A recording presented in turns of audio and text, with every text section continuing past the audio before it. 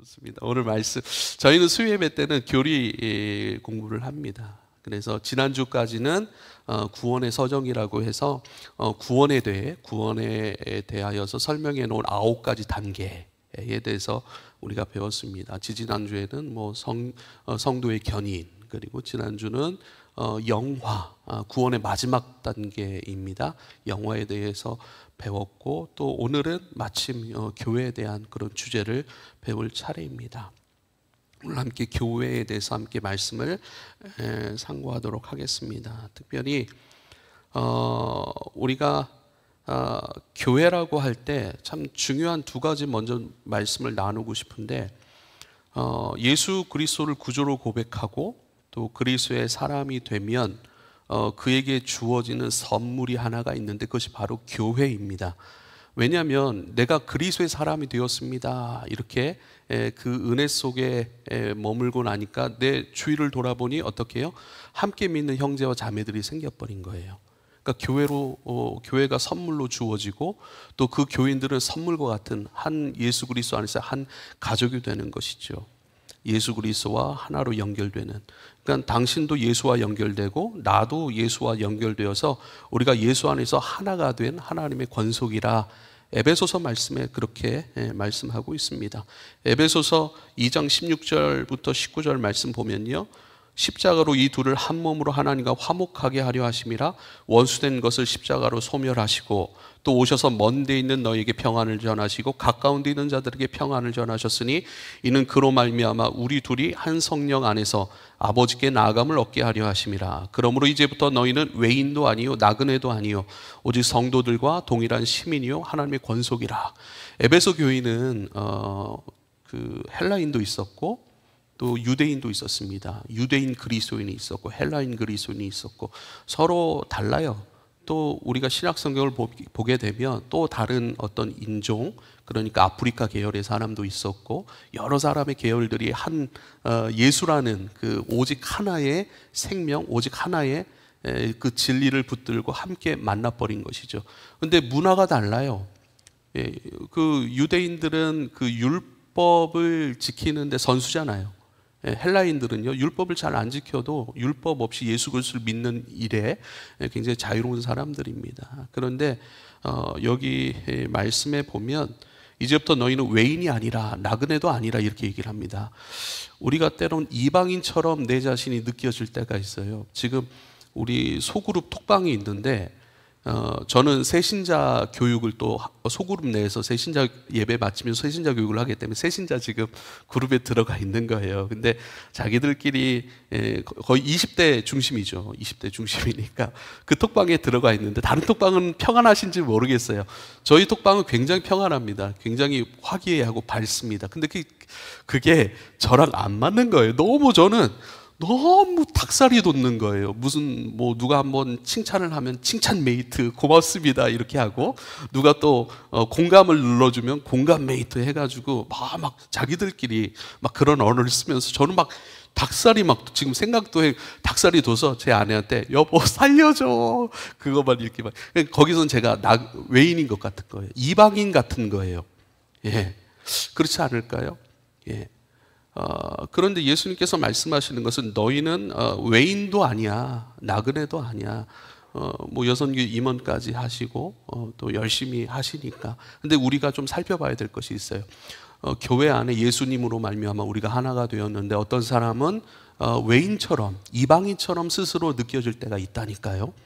왜냐하면 언어가 다르고 문화가 다르고 추구하는 바가 다르는, 그렇죠. 5명이 모였는데 3명, 4명이 그 얘기를 해요. 한 명은 소외돼 버려요. 한 명은 어떻게 느껴질까요? 나는 이방인인가? 여기에 어울리지 않는 사람인가? 근데 예수님은 선언하셨다고요. 예수 나로 말미암아 하나가 되었고 한 가족이 되었으니 너희는 이방인이 아니라 이렇게 말씀하는 것입니다. 그러니까 서로 다 다를 수가 있는 것이죠. 다르지만 서로에게 선물로 주어진 교회, 공동체, 권속, 하나님 나라의 시민, 이거라면 우리가 서로 공동체 안으로 들어올 수 있도록, 어울릴 수 있도록 그리스도의 문화, 하나님 나라의 문화 뭐겠어요? 사랑하는 것이죠. 섬겨주는 것이죠. 또 기이한 빛에 들어가게 하시니 아름다운 덕을 선포하게 하려 함이라. 또 함께 그리스도의 은혜를 나누고 나를 생명 있게 하고 또 그리스도 안에서 구원하신 그 복음이 무엇인지 함께 말하는 것들, 사랑하고 품고 말하고 그러한 문화로 함께 엮여져 가는 것들, 그러한 것들이 우리에게 필요한 줄을 믿으실 수 있길 바랍니다. 교회는 선물이에요. 분명한 선물입니다. 그리스도 예수 안에서 누구 하나 소외되지 아니하고 함께 그리스도 예수 안에서 함께 만나는 사람들, 그렇게 우리는 빚어져야 됩니다. 또 두 번째 우리가 좀 교회를 통해서 봐야 될 것이, 교회는 우리의 어떤 종교적인, 그러니까 쉽게 말하면 교회는 어떤 곳일까요? 은혜 받는 곳일까요? 맞죠. 근데 그것이 교회를 설명해 주는 완전한 설명이 되지 못해요.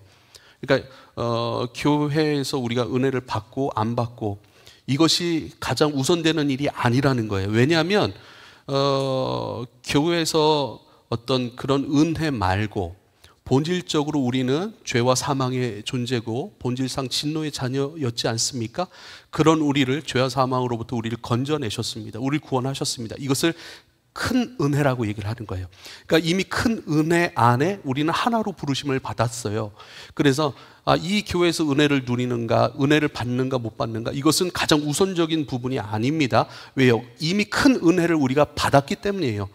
그 큰 은혜를 받았으므로 우리는 이제 어떻게 해요? 교회에서 행하는 네 가지 방향의 사역이 있습니다. 그것이 뭐냐면 예배입니다. 예배, 그리고 훈련, 그리고 봉사, 교제, 그리고 선교, 5가지 이렇게 볼 수가 있거든요. 그러니까 큰 은혜에 의하여 그리스도 예수 안으로 들어온 사람들이 교회에서 무엇을 해야 되는가? 은혜 받는 것이 중요하죠. 근데 은혜가 우선이 아니라니까요. 은혜로 받으면 모든 것이 다 은혜인 줄 믿으실 수 있길 바랍니다.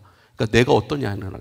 내가 은혜 받기에 충분하면 작은 것이라 할지라도 크게 감격하고 감동하고 그것으로 말미암아 내가 살아나고 내가 움직여지는 줄 믿으실 수 있길 바라요. 그러니까 늘 나를 돌아봐야 돼요. 근데 우리가 그리스도 예수 안에서 교회로 부름받아서 우리가 행할 것이 바로 예배, 첫 번째 예배인 거예요. 예배는 뭐죠? 하나님과 나의 관계입니다. 하나님으로부터 채워지고, 요즘 제가 오늘 손님들이 왔는데 이런 솔직한 얘기를 해도 되나?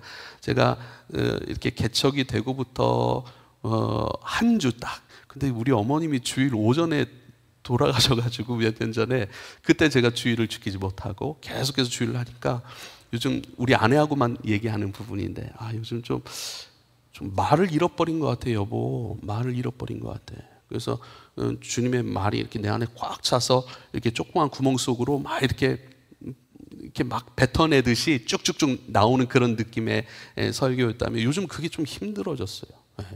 모르겠어요.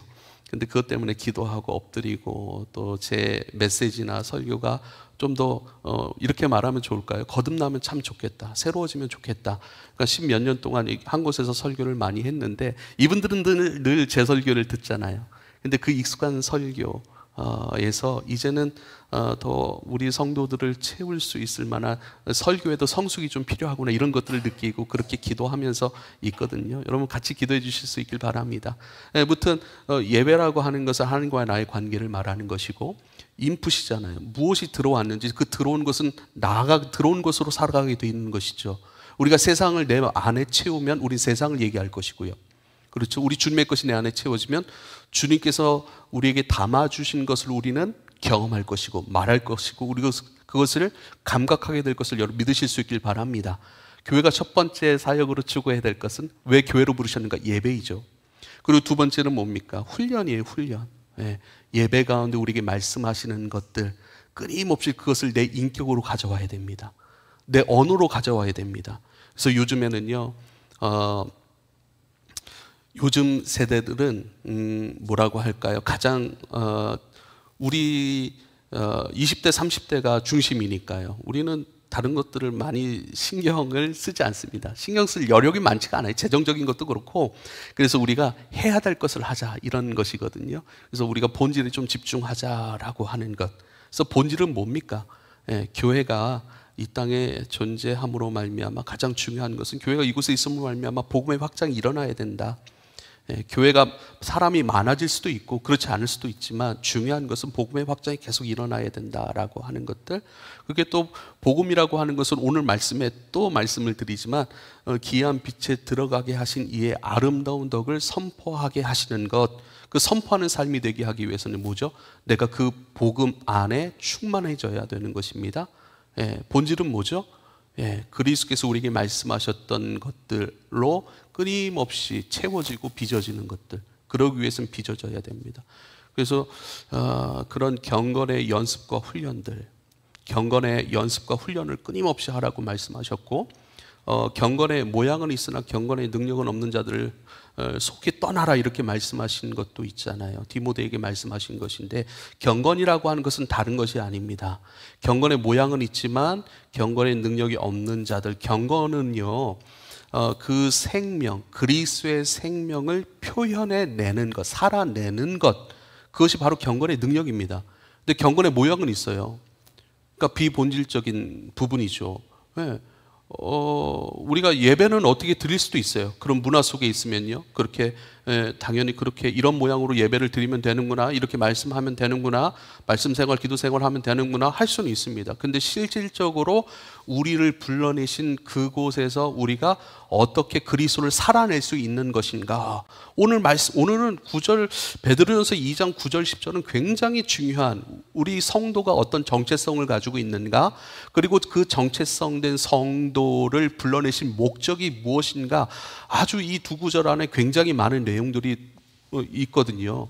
근데 우리를요 불러내셨어요. 우리를 왕같은 제사장이라고 말씀하셨습니다. 그의 소유된 백성이라고 말씀을 하셨습니다. 그런데 그렇게 불러낸 이유가 뭐냐면, 그 어둠 가운데 있던 너희를 기이한 빛으로 불러내신 그 예수 그리스도께서 우리에게 행하신 덕, 사랑, 우리 살려내신 일들, 이것들을 전하게 하려고 하는 것, 선포하게 하려는 것. 선포는 뭡니까? 표현하는 거예요.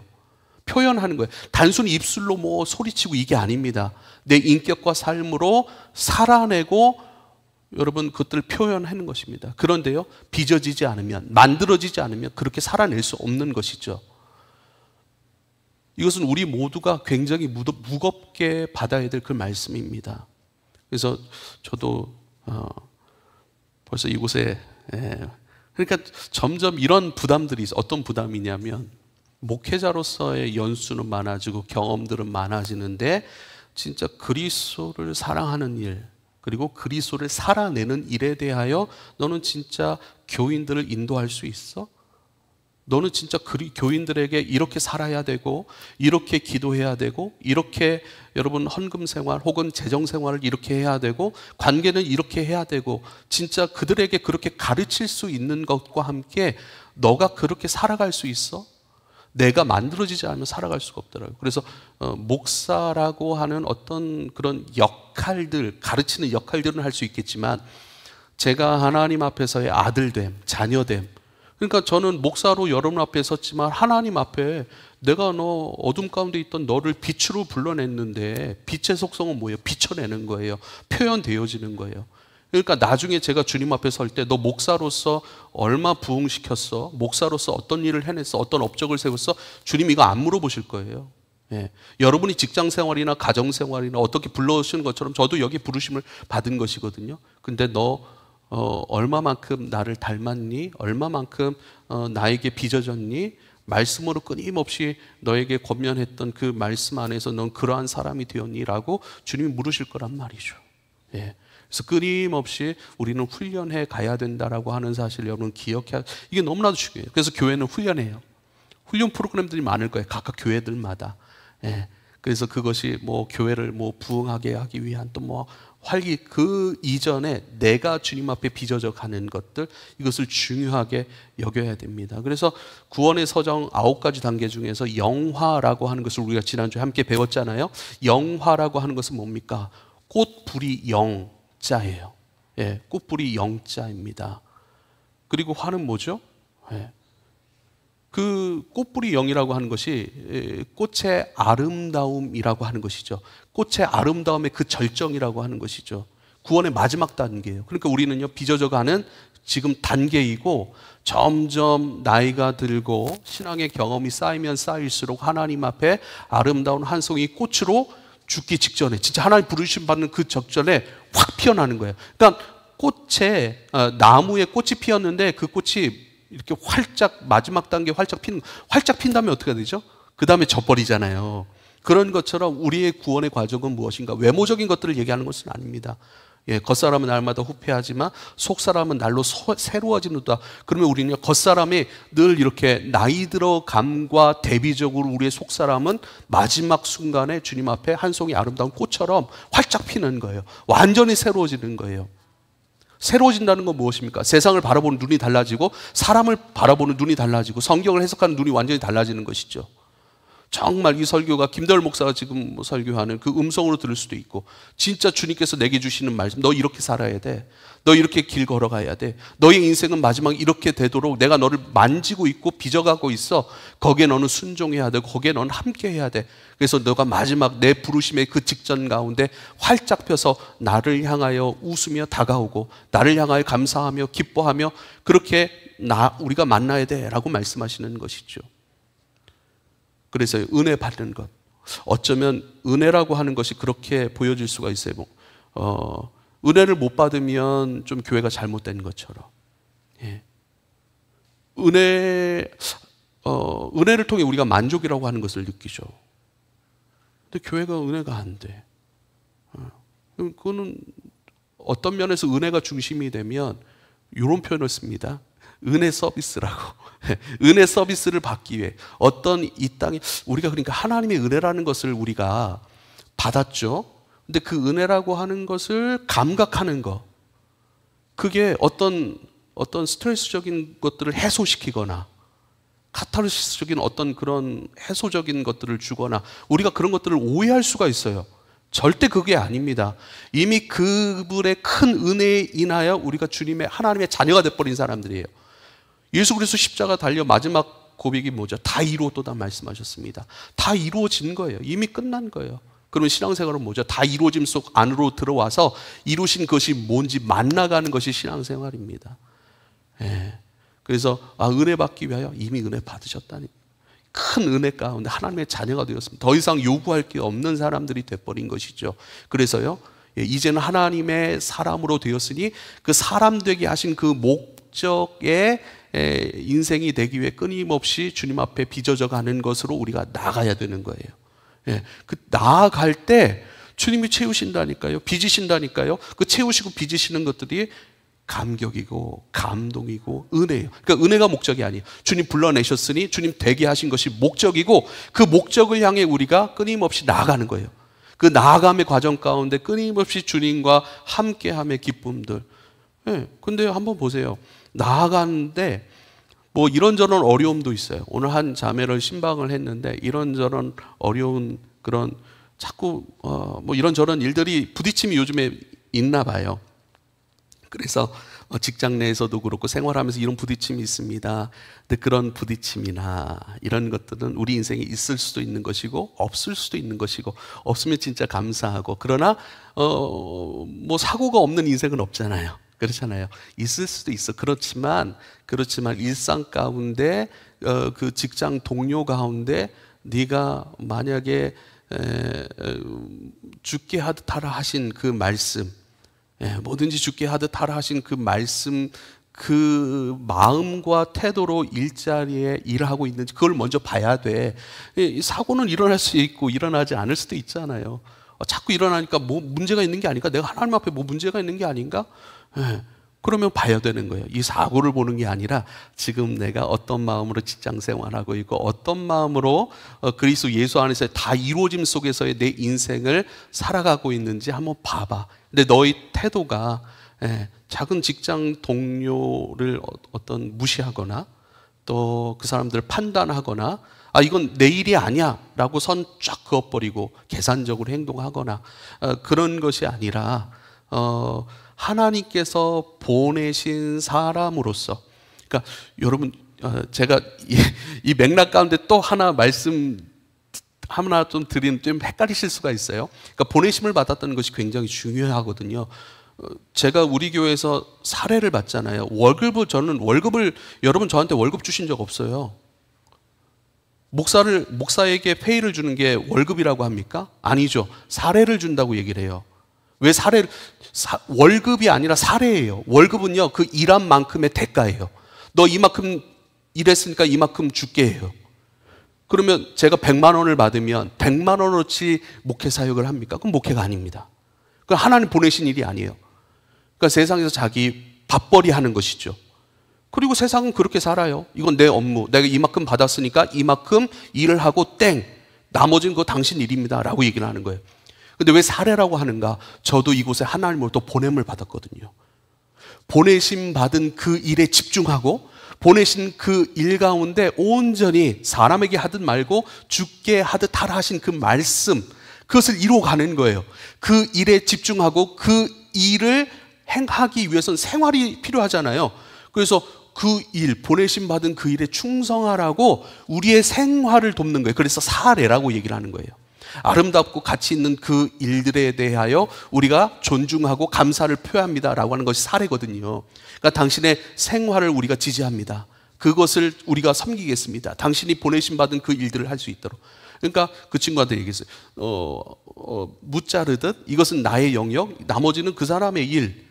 그렇게 해서 계산적으로 그것을 하는가? 아니, 그렇다면 너는 직장인이 맞다. 그런데 그곳에서 사람에게 하지 않고 죽게 하듯 하는 거예요. 사람을 귀히 여기는 거예요. 그 사람을 들을 줄 아는 거예요. 때로는 업무가 내게로 넘어왔을 때 그것에 내가 협력할 수 있는 어떤 지혜나 능력이나 어떤 것이 있다면 우리가 기쁜 마음으로 협력하는 거예요. 그게 직장인이 아니라, 사장을 위해 일하는 직장인이 아니라 하나님께서 그곳에 하나님 나라를 위하여 보내신 것, 보내신 받은 그분을 위하여 일하는 것이 되는 거예요. 그게 은혜인 거예요. 우린 지금 교회 안에 그런 태도일 수 있다니까요. 은혜 서비스 이거 기억하셔야 돼요. 때로는 우리가 하나님 앞에 드린 예물이 뭐죠? 하나님 감사합니다. 내게 은혜를 주셨습니다. 은혜 서비스 잘 받았습니다 하고 내는 거 똑같다니까요. 그러면 안 돼요. 우리 보내심 받은 사람들이에요. 그래서 이 공동체로 보내심을 받았다라고 하는 거예요. 저도, 여러분 한 분 한 분도, 목사도 성도거든요. 근데 말씀을 맡은 자이죠. 그래서 우리 교회는 지금 지지난주에는 우리 예배사역관, 예배에 대한 설교를 해서 예배에 대한 설교를 우리 예배사역관사님이, 제가 거의 설교를 한 50분 정도 하거든요. 그래서 당신이 25분, 나 25분. 지지난주에는. 그리고 지난주에는 우리 양육사역관사님이 하고. 왜죠? 설교를 맡았긴 맡았지만 목사의 전유물은 우리 교회가 너무 앞서가나요? 이상한 교회 아니야? 뭐 이러지 말지. 그거 절대 아닙니다. 그렇지 않습니다. 그래서요, 우리가 보내심 받았음을 기억해야 됩니다. 보내심 받은 자로서, 그래서 은혜가 1등이 아니라는 거예요. 그래서 훈련 속에서 지금 계속 여기까지 왔는데, 그 훈련하면 뭐라고요? 끊임없이 빚어짐 속에서 하나님께서 보내신 자로서의 삶을 온전히 감당하기 위한 거예요. 우리가 빚어지지 않으면 감당할 수가 없어요. 그래서 끊임없이 훈련해 가는 것. 그러니까 우리가 또 오래 살 것 같은데, 저도 우리 젊은 우리 성도님들을 보면 근데 제가 엊그제 그런 마음이고 엊그제 그런 마음이었고 지금도 그런 마음이거든요. 근데 벌써 13, 14년이 딱 지나버린 거예요. 깜짝 놀랐어요. 제 마음은 엊그저께 고3 때 그 마음 그대로인데 몸은 아닌 거예요. 우리 권사님들도 동의하시죠? 그렇죠. 동의하실 거예요. 근데 우리 생이 길지 않습니다. 그 길지 않은 그 세상 속에서 곧 주님을 만나야 되는데, 우리가 어떠한 직분을 가졌냐는 것보다도, 그렇죠, 좀 죄송한 말씀이지만 목사도 이 직책은 목사인데 목사답지 못할 때 얼마나 힘들고 어렵고 눈살 찌푸리게 합니까? 장로도, 권사도, 집사도. 이것을 우리가 뭔가를 이 땅에서 누리기 위한 것이 절대 아니잖아요. 섬기기 위한 직분을 우리가 다 받은 것입니다. 그리고 합당하게 섬기기 위해서는 훈련받아야 돼요. 끊임없이. 그래서 한 선물로 받은 교회, 그 교회 가운데 이제는 주님 부르심을 하나하나, 그러니까 너 다 이해했고 다 순종했고 야 열매가 됐구나 해서 우리를 받아들이신 것이 아니잖아요. 일단 받아들이신 거예요. 죄가 너무 많아요. 미숙한 것도 너무 많아요. 실수도 너무 많아요. 믿음도 없고 눈치도 없어요. 없는 거 투성이에요. 부딪힘이 너무 많아요. 근데 일단 들어와. 알았어. 일단 들어오게 하시고 그 다음에 우리를 끊임없이 빚어가십니다. 여러분, 주님 앞에 꽃으로 점점 더 아름다워져 가셔야 합니다. 그게 신앙생활의 목적입니다. 그래서요, 세 번째는 우리가 예배하고 훈련하고 봉사하잖아요. 봉사는 왜 합니까? 다른 사람들을 섬기기 위한 거예요. 다른 사람들을 세우기 위한 거예요. 하나님과의 관계, 그 속에서 이제 내가 세워져야 되고, 이제 나만 세워져야 됩니까? 다른 이들도 세워지는 거예요. 그게 공동체예요. 함께 서로를 섬기는 것. 예수님도 어떻게 해요? 십자가에 달려 돌아가시는 그 일 전에 제자들에게 식탁을 베푸시고 거기서 어떻게 해요? 허리에 수건을 동이시고 발을 닦아주고, 내가 주와 선생이 되어서 너의 발을 닦아준 것처럼 너희도 서로의 발을 닦아주어라 말씀하셨고, 그 요한복음 마지막 장면에서는 17장 마지막 부분에서는 그러므로 서로 사랑하라 이렇게 말씀하셨어요. 그리고 또한 그 사랑하는 것, 너희가 서로 사랑함을 통해 세상이 너희가 내 제자인 줄 알리라 말씀하셨다니까요. 그러니까 봉사는 뭐예요? 그리스도로 말미암아 빚어지고, 그 빚어짐 가운데 그 빚어지는 과정이 섬김이에요. 섬기면서, 누군가를 섬기면서, 누군가를 위해 기도하면서 우리는 기도가 성장해 버려요. 누군가를 위로하고 권면하면서 어떻게 해요? 말씀을 보는 깊이가 달라져 버려요. 누군가를 품고, 다 우리 권사님들은 진짜 우리가 자녀들 벌써 몇몇 키워냈잖아요. 보세요. 그게 쉬운 일이 아닙니다. 그러니까 누군가의 사람은 그러니까 모든 살아있는 짐승도 마찬가지예요. 그런데 그 모든 살아있는 그런 짐승들이든 뭐든 그런 존재 중에 사람이 가장 손이 많이 간대요. 그리고 엄마 품에 오랫동안 있는 존재가 사람이랍니다. 짐승은 뭐 몇 개월 내지 뭐 몇 년이면 이제 독립해서 사는데, 우리는요, 지금 우리 큰딸이 중학교 1학년인데 시험에 많이 듭니다, 요즘에. 그래서 처음에는 아주 강하게 올라오잖아요. 이게 아이들이 사춘기가 되는 건 뭐냐면, 육체는 다 큰 거예요. 육체는 다 큰 거예요. 근데 정서적으로나 사회적인 거나 이건 여전히 커야 되잖아요. 육체는 컸는데, 커서 이제 독립할 시기가 됐는데, 정서적으로, 사회적으로는 여전히 그 부모의 권위에 묶여 있는 거예요. 거기에 대한 반항심인 거예요. 답답한 거예요. 나 나가야 돼. 우린 알죠. 너 나가서 어떻게 살래? 근데 몸은 다 컸으니까 호르몬이 자꾸 나가야 된다고 얘기를 하는데, 상황은 그게 아닌 거예요. 그거에 대한 것들이, 만나요, 선생님? 만나요, 우리 대안학교 교사여가지고. 그래서 처음에는 강대강으로, 야, 너 이렇게 그렇게 하면, 처음에 좀 이렇게 했죠. 안 되더라고요. 그래서 사모도 옆에서, 맨날 저 동영상을 보내줘요. 이거 봐. 이거 보고 좀 배워. 공부 좀 해. 맨날 혼나요, 저는. 딸한테도 혼나고, 엄마한테도 혼나고. 우리 둘째, 이제 초등학교 1학년인데, 둘째도 이제 외로워집니다, 점점. 근데 이거 보고 좀 배우라고, 그게 뭐냐고. 저도 제가 잘 안 보잖아요. 그래도 한두 편 보고, 그래. 근데 이게 뭐냐면, 분노하고, 지시하고, 명령하고, 이래도 해결이 안 된다라고 하는 것을 제가 경험을 하니까, 이 방법으로는 해결할 수가 없고, 부부싸움도 마찬가지인 것 같아요. 그렇죠. 그렇게 하다가도 이 방법으로는 탈출구가 없고 화해할 수가 없고 그리스도께서 불러내신 그곳으로 우리가 함께 갈 수 없구나라고 하는 것을 경험할 때 스스로 그것을 내려놓기 시작하는 것 같아요. 그래서 저도 좀 요즘엔 좀 주고, 용돈도 따로 좀 주고, 잘하는 거 있으면 칭찬도 해주고 그러는데 아무튼 부족합니다. 여러분, 봉사라고 하는 것은 봉사를 통해 그 대상을 키워가는 것이고, 뿐만 아니라 그를 케어하고 기도하고 품고 교회에 필요한 부분들을 감당해 가면서 내가 자라간다라고 하는 것입니다. 그래서 교회 안에서 훈련과 함께 봉사는 아주 중요한 은혜의 지점인 것을 기억해야 됩니다. 그 다음에 교제해야 돼요. 교제. 성도가 서로 교통하는 것과 이러잖아요. 이 사도신경의 고백입니다. 성령 안에서 우리가 하나가 되어 있는 거예요. 그래서 성도가 서로 교제하는데 그 교제의 본질이 뭐냐면 성령 안에서 교제하는 거예요. 근데 교제를 하는데 성령은 제껴두고 서로 어떤 취향적인 그런 좋은 것만 교제하는 것이 아니라 성령 안에서 성도가 함께 교제하는 것입니다. 나누는 것이죠. 서로 안에 믿음을 세워가는 것으로서의 교제입니다. 말씀을 얘기하면 좋죠. 말씀을 얘기해도 좋고, 그런데 말씀 외에 세상적인 일을 해도 됩니다. 엄마들 학원 얘기 많이 하잖아요. 또 요즘 잘은 모르겠지만 아파트 얘기 굉장히 많이 하잖아요. 어디가 뭐 청약이 어떻고 저쩌고 여기 넣어야 된다, 여기가 좋다, 집값이 오를 거다, 그렇잖아요. 그런 말을 해도 괜찮아요. 그런 거 나눠도 좋아요. 좋은 마음으로, 상대가 잘 되길 원하는 마음으로. 그래서요, 꼭 어떤 말씀을 얘기하지 않더라도 사랑 안에서 그 얘기를 해낸다면, 서로를 그리스도 예수 안에서 붙잡아주고 위로해주고 건면해주고, 결국은요 그 사람을 그리스도께로 인도해주는 것, 그 사람 가운데 믿음이 흘러가게 하는 것으로서의 교제인 것을 꼭 기억하세요. 그래서 우리가 그렇잖아요.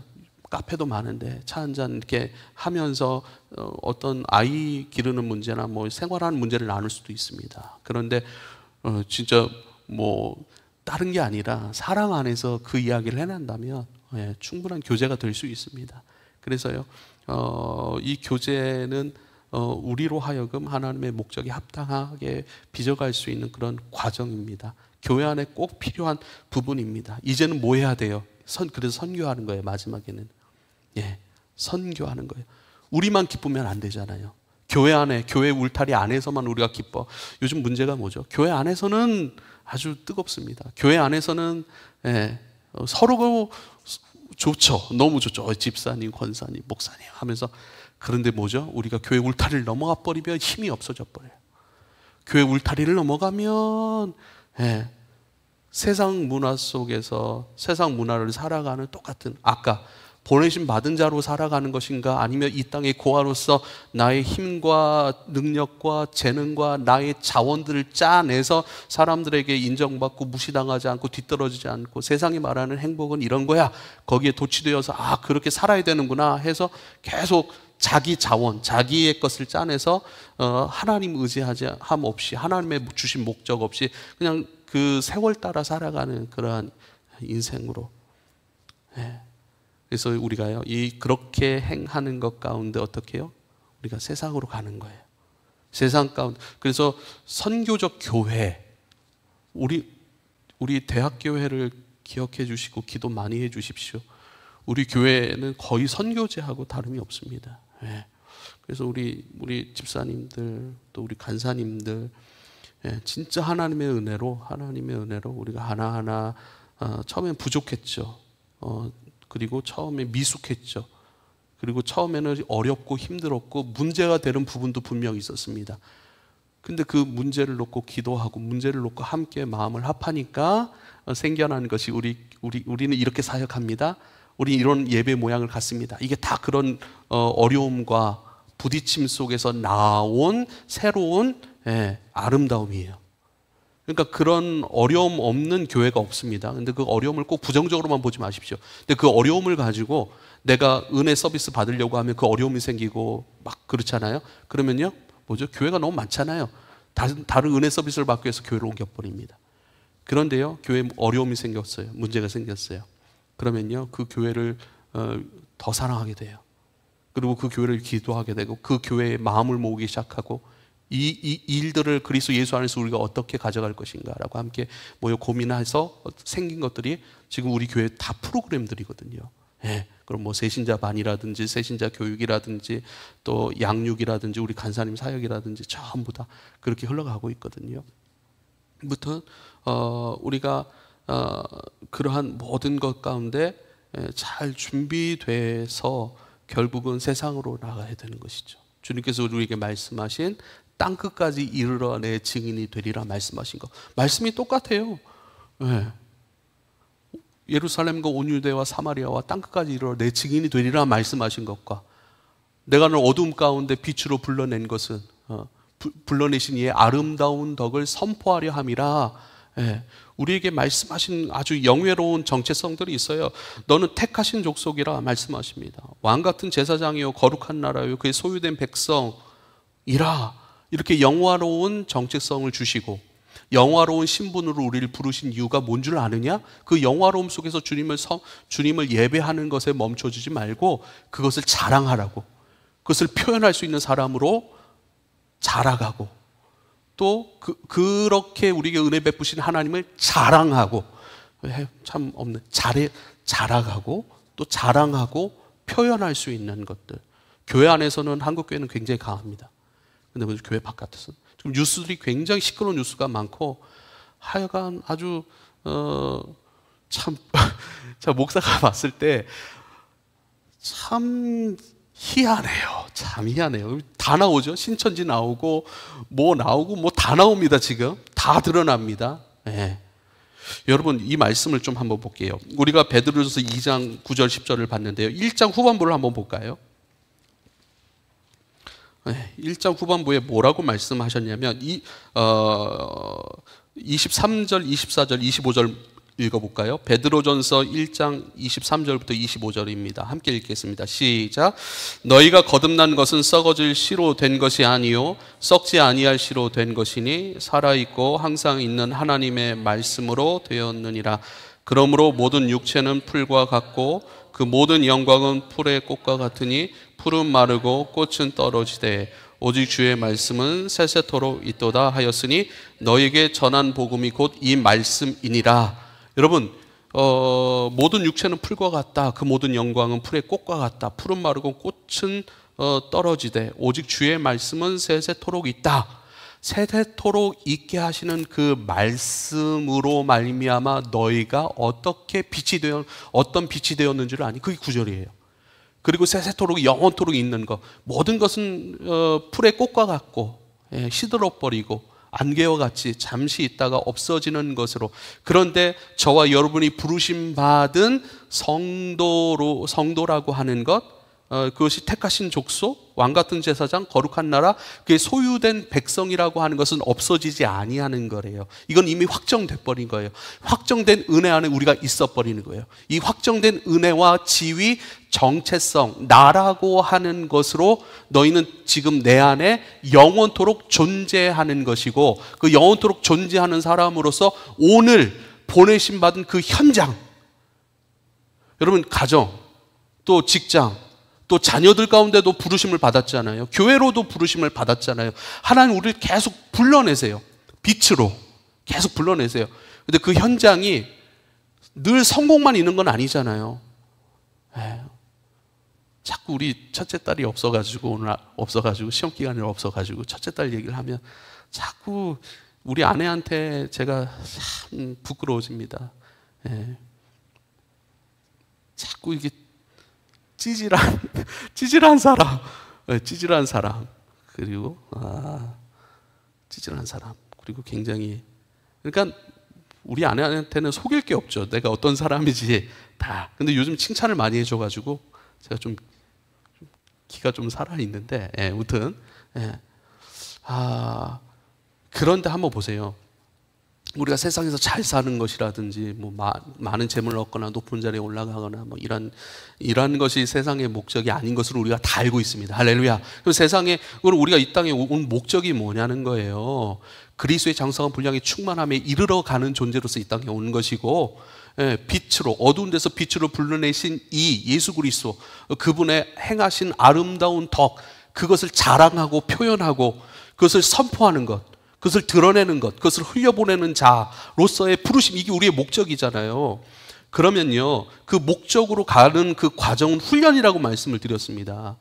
꽃이 되기까지 계속 우리는 하는 거예요. 그러면요, 보세요. 우리가 정말 주님 앞에 부끄럽고 때론 찌질하고 때론 진짜 진짜 내가 주님 앞에 면목 없는 그런 모습들도 만나고, 뿐만 아니라 실패도 만나고, 내가 하나님이 나 도와주셨으면 일이 됐을 텐데 도와주시 않은 겁니까 그러면? 그러니까 그런 우리가 참 의문을 표시할 만한 그 일들도 분명히 기도했는데 이루어지지 않았단 말이죠. 실패했단 말이죠. 넘어졌단 말이죠. 난 잘 안 되고 그 사람은 잘 됐단 말이죠. 난 잘 안 됐었어요. 그럼 뭐예요? 그럼 잘 안 됨 속으로 나를 불러내신 그분의 의도가 있을 거예요. 근데 뭐죠? 잘 안 되고 넘어지고 깨어 있을 때는요, 배운다니까요. 그것도 우리의 부르심이라니까요. 아름다운 덕을 선포하는 자로서 빚어지는 과정 가운데 필수 과정이기 때문에 하나님께서 잠시 그곳으로 집어넣으셨다니까요. 거기서 우린 배워야 한다니까요.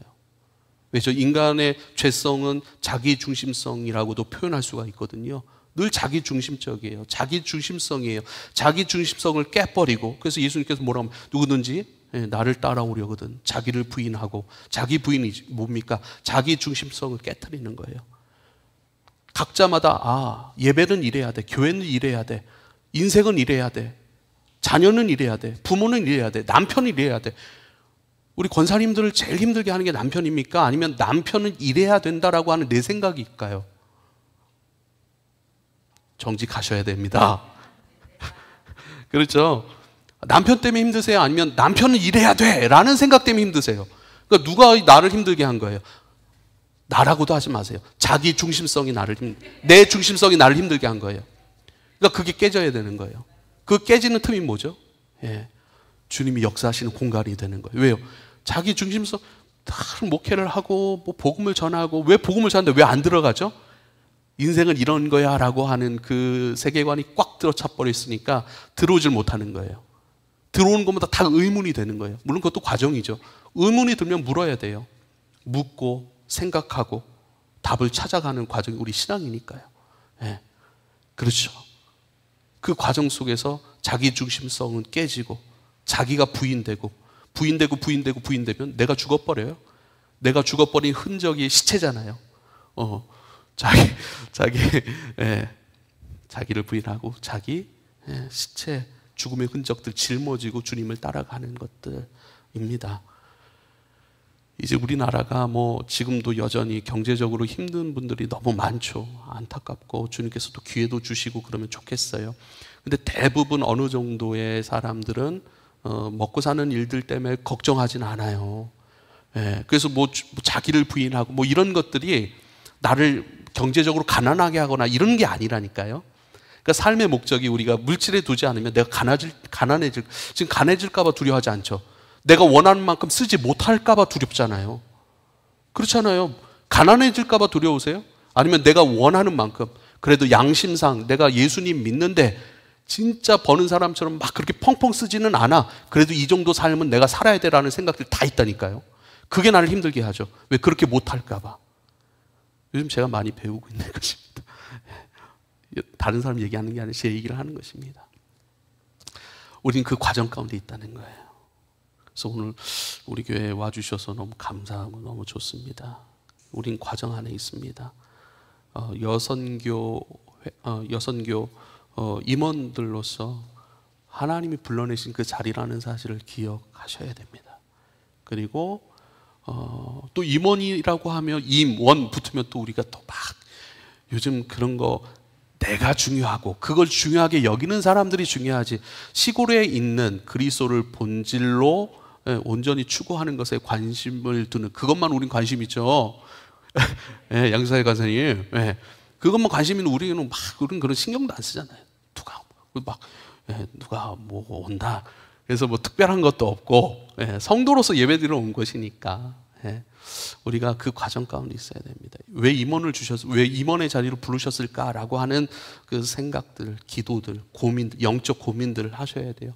그리고 이 보내신 이유들을 여러분 살아내셔야 되고, 그 일들로 섬겨내셔야 되는 것이고, 또 그렇게 할 수 있는 사람으로, 그 과정으로, 연습으로, 훈련으로 여러분 기쁘게 감당해 내셔야 하는 것입니다. 우리 한기대학교에 우리 성도님들은 어떻습니까? 우리 너무 즐겁죠. 너무 즐겁고, 근데 또 어려운 부분도 있고, 그러나 그 어려움은 반드시 하나님을 우리가 더욱더 신뢰해야 됩니다. 그 어려움은 그냥 너 고생해라 하고 보내신 일이 아닙니다.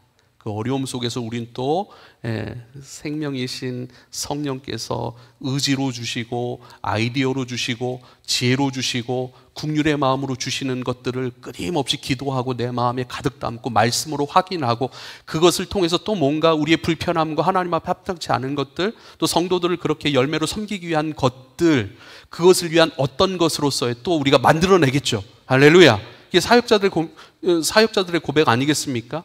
우리가 포기만 하지 않으면, 낙심하여 포기하지 않으면 우리 열매를 얻을 수 있을 줄 믿으실 수 있기를 부탁을 드립니다. 기도하겠습니다. 아버지요, 감사합니다. 주님 불러내신 그 은혜 안에서 내가 누구인지를 확인하고 그 확인된 나를 연습하고 살아가고 또 그것으로 봉사하고 세상을 축복하는 자로서 그렇게 자라기까지 주님 우리의 마음을 붙드셔서 영적 나태함에 빠지지 아니하고 또 주님 외에 다른 것을 중심으로 본질로 붙들지 아니하고 그렇게 모든 과정 속에서도 주님을 더 사랑하고 또 그렇게 되어지는 열매 속에서도 주님만 꽃피어낼 수 있는 우리 가운데 행하신 기이한 빛에 들어가게 하신 이의 아름다운 덕을 선포하는 자로서의 과정과 열매를 살아내는 그리스도 예수 안에서의 부르심받은 우리 모두가 되게 하여 주십시오. 예수님의 이름으로 기도하옵나이다. 아멘.